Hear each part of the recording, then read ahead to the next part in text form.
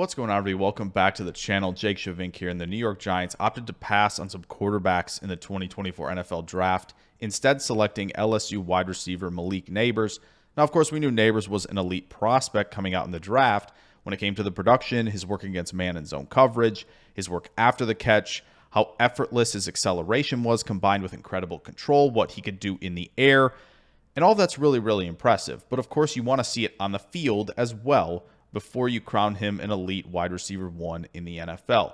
Just so happens he's played in the first two preseason games for the Giants, so we have a little film to take a look at. So let's dive into the film room and take a look at what has made Nabers so impressive thus far. All right, guys, so we're going to the film room, taking a look at Malik Nabers. Lions game didn't produce a lot for us. A couple go routes, crossers, not always a part of the progression in this game, but there were a couple reps that are worth highlighting. Nabers here aligned on the outside against fellow rookie Ennis Rakestraw Jr., who he did face off against last fall. Again, really nice split release. Love how much acceleration he can generate initially when attacking in the stem. Not the cleanest break from him here. Rakestraw does a good job in coverage, and that makes Locke hesitate just a little bit to throw this. But what Locke doesn't know, perhaps, but we do know, is what Nabers does really well in terms of working back to the ball in these curl routes, and what they do for him when he works back. If Locke had thrown this, I'm positive Nabers catches this in stride and he's moving, because not only does it help the quarterback and give him a window to throw the football, it also helps Nabers in terms of how he attacks post-catch, gives him some early momentum so that he can kind of run through the catch point and quickly attack. He gets a good view of the field and where to attack as well. So you're going to see a lot of this with Nabers. And I think you're going to see a more confident Daniel Jones throwing him the football in those situations, because he knows that Nabers will work back to the football. Here against Terrion Arnold is the number 3 in this concept. Another rookie he faced off against last fall. And initially, Nabers kind of, gets held up. A good, press, good jam here from Terrion Arnold initially. But he does a good job fighting this off, and he does give Locke a window if he wants to test it. I do like that Nabers quickly, in terms of like, okay, I'm not getting this football in this out route, is already going to work to a potential scramble drill. But Locke does get rid of it and actually throws an interception. Now for the good stuff. The Texan game. Not to mention, I think the Texan game gave him a good idea of what he's going to face a lot this season. Derek Stingley Jr., ascending player for the Texans at corner, actually also faced off against Jalen Petrie, who could be one of the better slot guys this year, safety, sort of a hybrid defender. And so he really has to up his game against some of these guys, because these are the number ones you're going to face week in and week out. So speed release here, but really love the hesitation. Why? Because it's got Stingley thinking about a lot of things now. He can still release outside on a kind of a fade route, a go route, or is he going to set me up, with some creative footwork here to potentially get me to jump inside, get me to jump outside? What's going to happen? But that hesitation really helps him, because now Stingley's flat-footed. Nabers is still moving. He's still gaining ground. So he can accelerate off of a plant foot. And now we're in a situation where he has gotten in a position to stacking Stingley down the field. Daniel Jones knows this. He's already thrown the football. So Nabers is in a great position, because if this throw is in the bucket, he's going to have this. It's a little underthrown, but I do think Nabers here, and it's a good play by Derek Stingley, of course, getting the hand on Nabers' left arm and prevents him from attacking with two hands, which is tough. But Nabers still fights through that contact and does try to one-hand this.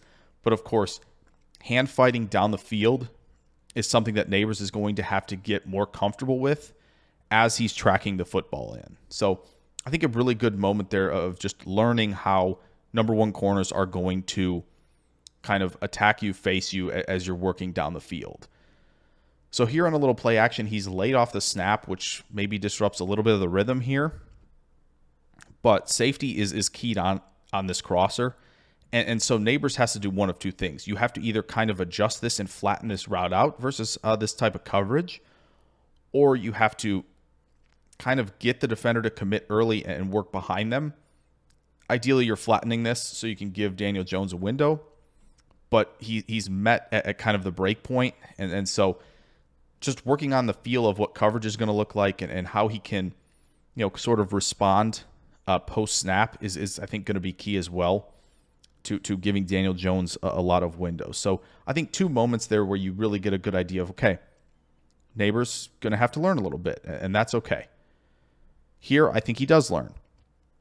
Similar situation where safety's squatting on this. So what does Nabers do? There you go. Throw that jab step in, get him to commit down a little bit, work through with the hands. And if Jones isn't getting pressured here and he can step up in the pocket, there's a chance that you can hit Nabers on this crosser as sort of 3 defenders work with the go route or the post route here at the bottom.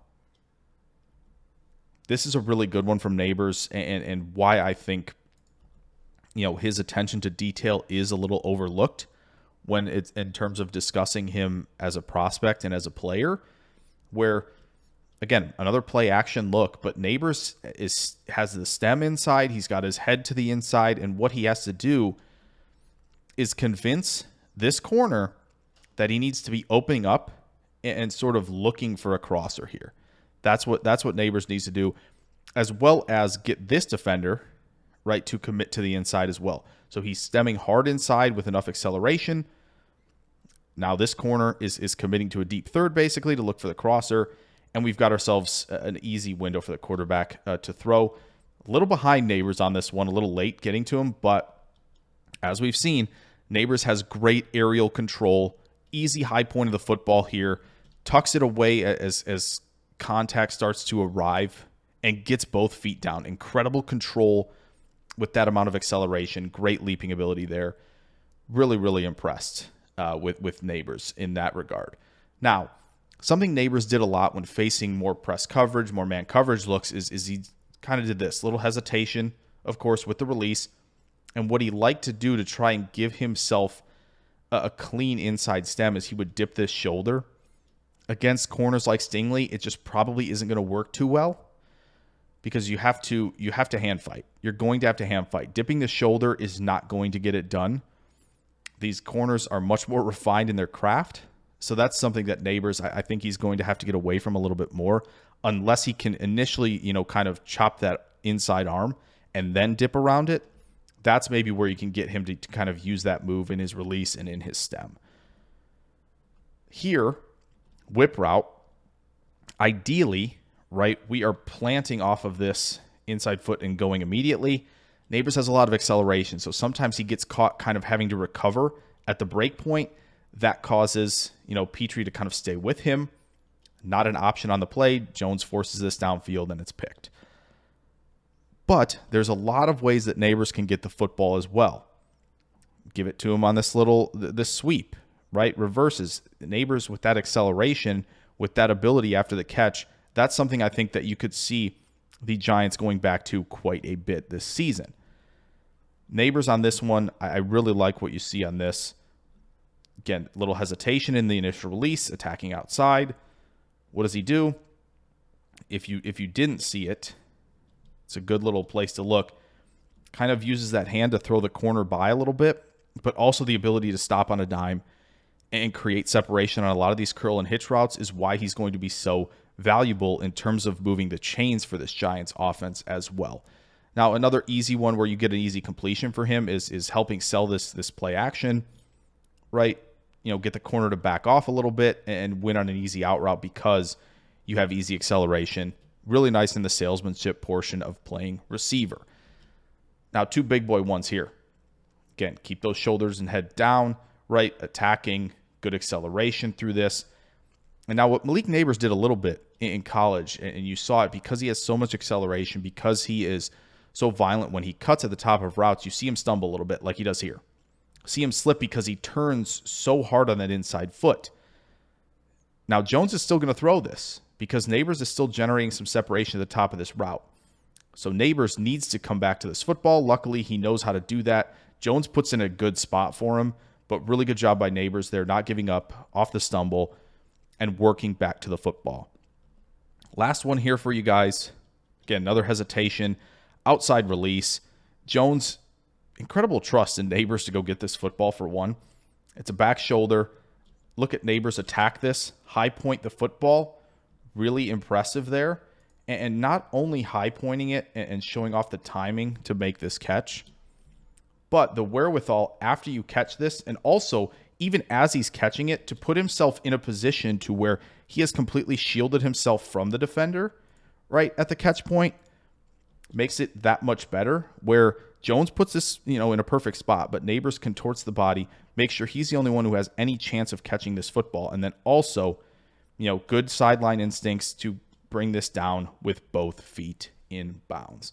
So Malik Nabers, again, you see a lot of what made him great at LSU.